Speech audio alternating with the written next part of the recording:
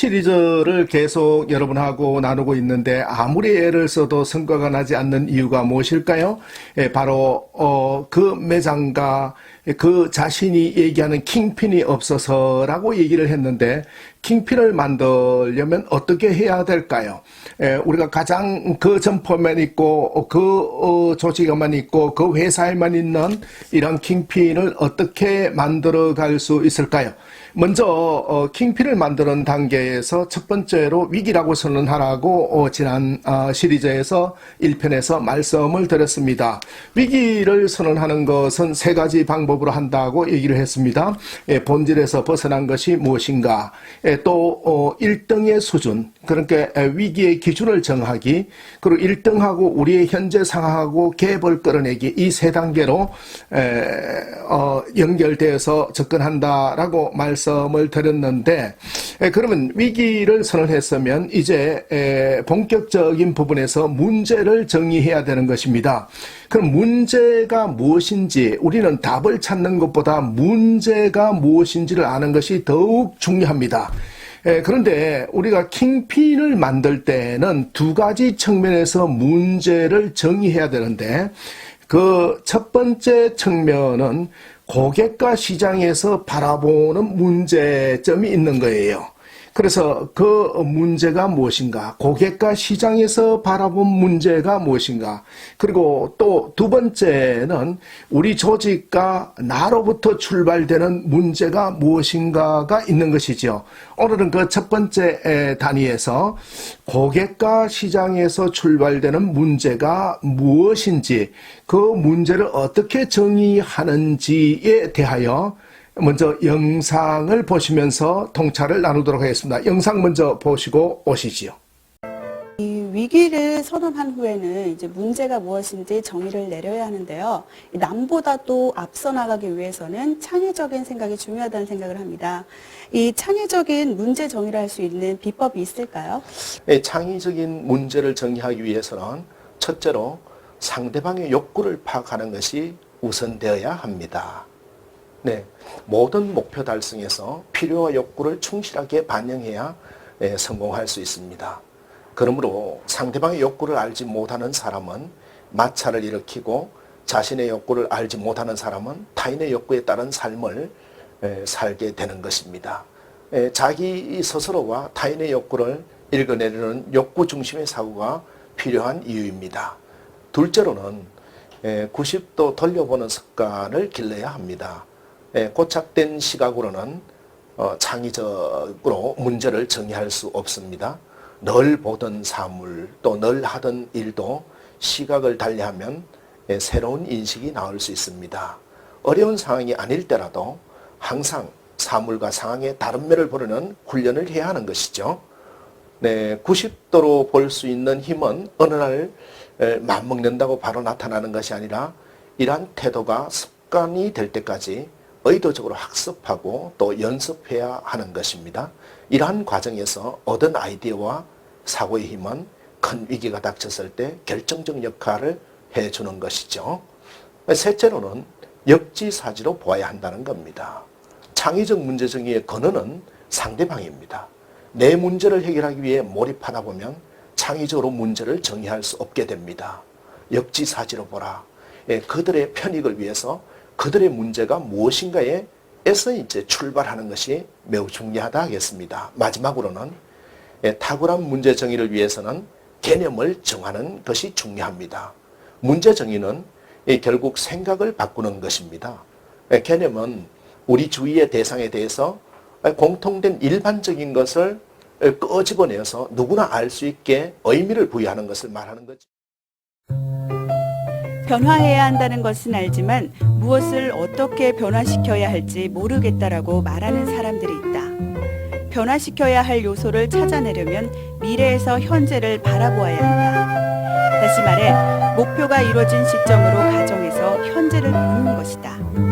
그러면 무엇을 변화시켜야 할지, 목표 달성을 가로막고 있는 문제가 무엇인지 분명하게 볼 수 있다. 여러분 어떻습니까? 영상 잘 보셨습니까? 참 답을 찾는 것보다 문제를 정의하는 게 정말 얼마나 중요한 건가라는 것을 볼 수 있는데, 고객과 시장에서 출발되는 문제는 네 가지로 우리가 접근할 수가 있는 것이지요. 그것은 첫 번째, 상대방의 욕구를 파악한다라는 것입니다.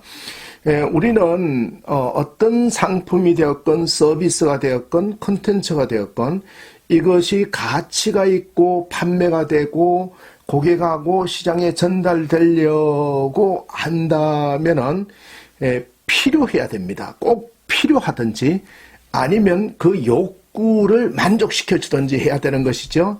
근데 상대방의 욕구를 파악하는 것인데, 상대방이 원하는 것은 세 가지지요. 상품을 기준으로 말씀을 드리면 더 좋은 것을 원하는 거예요. 더 좋은 것은 본질에 충실한 거예요. 더 건강한 음식, 그러면 더 건강한 쪽의 본질이 무엇인가를 원하게 되겠죠. 더 맛있는 게 본질이라면 맛있는 걸 원하게 되겠죠. 두 번째는 더 싼 걸 원하는 거지요. 그러니까 동일의 스펙 대비해서 가격이 저렴한 걸 원한다. 가성비가 높은 걸 원한다라는 것이죠. 그리고 세 번째는 더 가치 있는 것을 원하지 않겠습니까? 더 싼 것이라는 것은 지불한 것보다 혜택이 더 클 때 싸다고 느끼는 거예요. 그러면 만족도 일어나고 감동도 일어나는 것이죠. 더 가치 있다라는 것은 품격을 말하는 것입니다. 취향을 맞추어 주는 것, 그것이 브랜드력이죠. 우리가 명품 가방이 원가 부분에서는 일반 가공해서 만드는 수작업으로 만드는 가방과 비슷하다고 하지요. 원재료 비용에서는. 근데 명품 가격하고 차이가 왜 그렇게 날까요? 브랜드력과 품격 때문에 그런 것이지요. 그래서 이 가치라는 걸 어떻게 맞춰줄 것이냐라는 것들이 중요하다. 더 좋고 더 싸고 더 가치 있는 것, 이것을 추구해 주는 것, 그 고객 만족. 다시 말해서 상대방의 욕구를 파악하다 보면은 그 욕구에 맞지 않는 것들이 있는 것이죠. 그게 문제가 되는 거예요. 두 번째로 우리가 영상에서도 보셨지만은 90도 돌려보는 시각이죠. 다르게 보기라는 것이죠. 우리가 잘 아는 포스트잇, 이게 다르게 보면은 포스트잇이 상품이 될 수가 없는 것이죠. 실패한, 직원이 실패한 제품을 가지고 상품화해서 대성공을 이룬 걸 볼 수가 있죠. 여행용 트렁크는 앞으로만 가는 바퀴, 뒤로는 가지 않았어요. 그런데 앞뒤 좌우로 자유자재로 갈 수 있는 트렁크에 바퀴를 만드는 거죠. 90도 달려보니까 이렇게 밀어도 되고 저렇게 밀어도 될 수 있도록 만들어준 것이죠. 문제를 정의하는 세 번째 방법은 역지사지로 보라라는 것이지요. 고객의 입장에서 또 시장의 입장에서 바라보면은 답이 나오게 돼 있다라는 거예요. 문제점이 보이게 된다라는 거예요. 개선점이 보이게 된다라는 것이죠. 고객의 입장에서, 시장의 입장에서 여러분 역지사지로 보셔야 된다라는 거예요.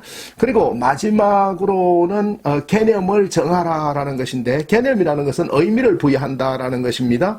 우리가 평상시의 의미는 무엇입니까? 이 킹핀이 없고 또 새로운 신개념이 없을 때는 밥을 항상 해서 먹는다는 개념이 있다면은, 이제는 마켓커리를 이용하다든지 배달 주문만 하면 바로 따뜻한 밥이 오는 이런 개념이 바뀌었다라는 거예요. 의미가 바뀌었다. 사람들의 생각을 바꿔주는 것, 이것이 개념을 정한다라는 것이 되겠죠.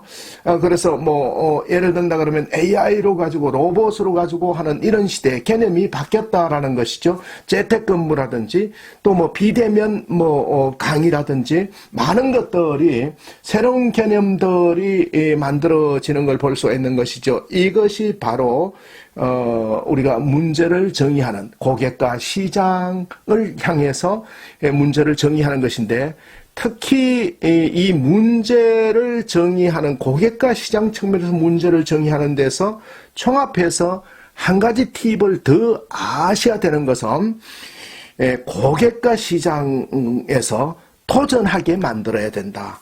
그래서 우리가 기업이든 개인이 되었던 도전거리를 3가지 이상씩을 줬을 때, 새로운 도전거리를 3가지 이상을 줬을 때 우리는 고객의 만족을 얻을 수 있는 거고 문제를 제대로 정의할 수 있는 것이다 라는 거예요. 이 상품이 고객에게 무엇을 얘기하는 것인가, 이것이 고객에게 뭘 얘기하는 것인가를 확실하게 정해서 고객이 도전하게, 이 상품 때문에 정말로 이 상품에 대해서 열광할 수 있는 팬을 만들어내는 것, 이것이 문제 정의가 된다 하겠습니다.